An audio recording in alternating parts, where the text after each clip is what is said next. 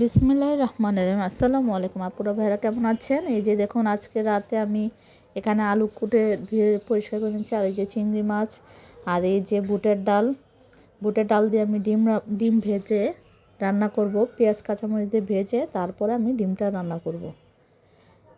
আর এই যে দেখুন, এখানে ইচা মাছগুলো আমি বেছে রেখেছি, মূলা দিয়ে আলু দিয়ে রান্না করব। তো দেখতেই পাচ্ছেন মূলাগুলো খুবই সতেজ ও টাটকা। আর এই যে দেখুন, মূলাগুলো আমি হাফ সিদ্ধ করে নিয়েছি। আর এই যে দেখুন, আমার তরকারি রান্না প্রায় হয়ে আসছে।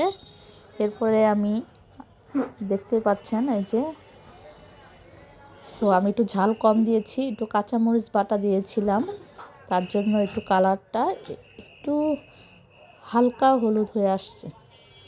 তো মূলা তরকারি, লাউ তরকারিতে আমি একটু ঝাল কমই খাই। আর এই যে দেখুন, আমার এখানে ডাল রান্নাও প্রায় হয়ে গেছে। বুটের ডাল দিয়ে ডিম ভেজে রান্না করলে বাচ্চারাও খুবই পছন্দ করে।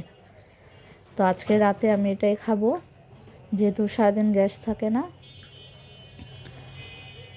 তো এই যে আমার রান্না প্রায় শেষ, ডালটাও সিদ্ধ হয়ে আসছে। তো এখন আমি এই প্রেশার কুকারে যেহেতু রান্না করেছি, ডালটা আমি ঢেলে নেব। আর এই যে দেখুন, এখানে আমার ফাইনাল লুকটা, এই যে মূলা তরকারি ফাইনাল লুক, আর এই যে আমার ডিমের তরকারিটা। তো অবশ্যই এটা লাইক করে দিবেন আর কমেন্টস করে অবশ্যই জানাবেন আপুরা ভাইরা কেমন হয়েছে। তো আজ এই পর্যন্তই, শুভরাত্রি।